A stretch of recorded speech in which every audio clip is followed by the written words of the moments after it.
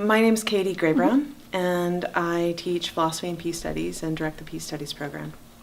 And my name is Katie Jo Breidenbach Wooding, and I'm a senior peace studies student.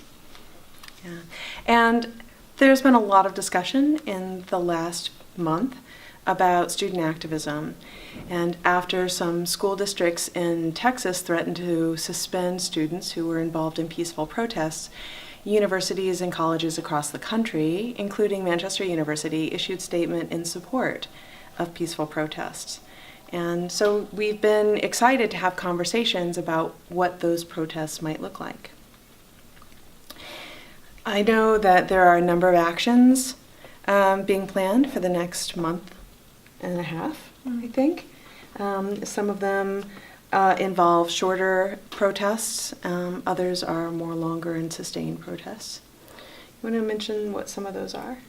Yeah, so in March, on March 14th, we're planning a walkout or a way to show your solidarity with students who are hoping to walk out during classes to commemorate the lives lost during the Parkland shootings. And then in April 20th, we will be having a teach-in all day about gun control and gun violence. Mm-hmm. And there are different categories of nonviolent protest. The first category is persuasion and protest, and that can involve everything from writing a letter to a representative or petitioning an organization to which you belong to make a public statement, or the wearing of a badge or a button to show your solidarity with a movement. The second category is non-cooperation. And this can be everything from refusing to participate in expected events, like a walkout might be, or to participate in an economic boycott. I know that that has been one of the primary tactics that's been evolving in the last month and shows some real power to affect institutional commitments to different positions. And then the third category is nonviolent direct action. And that involves sort of an initiative to engage with an injustice, maybe more like a teach-in or a boycott is another example of a nonviolent intervention. A boycott, as opposed to a boycott, is when you support organizations that express your position on a different controversy or question. So one of the ways that people are doing this now is backing companies like Dick's Sporting Goods, Walmart, Delta, who have all shown non-cooperation with the NRA since the Parkland shootings. Mm-hmm. And these are all expressions of nonviolent, peaceful protest. And students have a long tradition of leading the way, students and children. If you look back in the early 1900s, it was child textile workers who were at the front of bringing child labor laws into effect.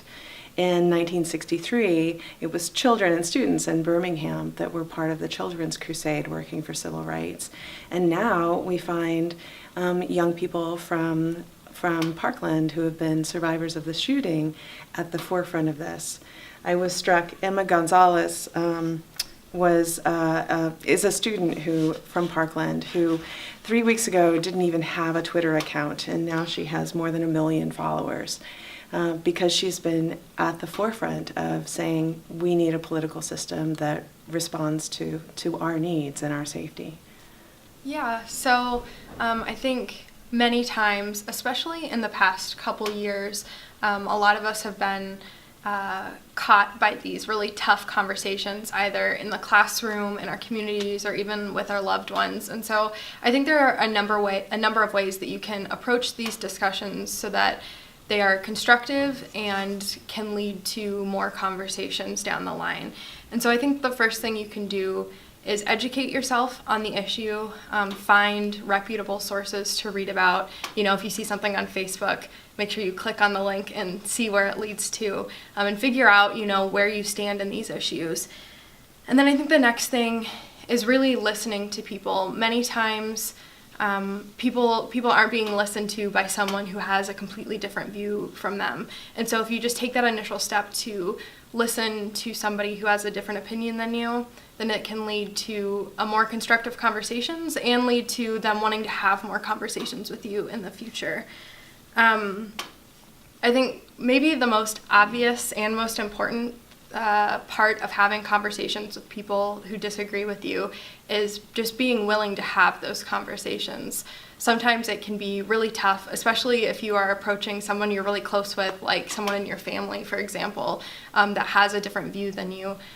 You still need to be having these tough conversations because, movements don't come out of nobody talking about issues. This is really a Manchester moment when we see young people and students energized around a particular issue that they feel is vital for building a safer and more just world. I mean, the assumptions of peace studies are that human rights should be protected and promoted, and that whenever possible, nonviolence is preferable to violence.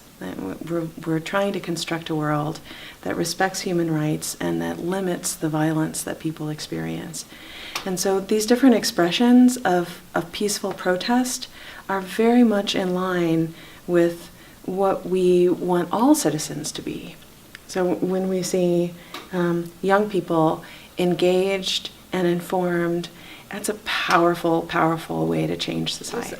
It was absolutely in line with Manchester's tradition to issue a statement in support of peaceful protest and to tell all prospective students that Manchester would welcome them if this was part of their witness, really, as concerned members of our society. We have these experiences organizing around issues, and we want people to come here excited about social justice, wanting to make a change.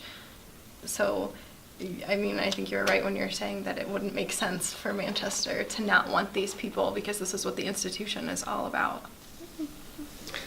Right. I'm thinking about the mission statement, and we often will hear about the first parts of the mission statement, where we talk about respecting the infinite worth of every individual and graduating persons of ability and conviction.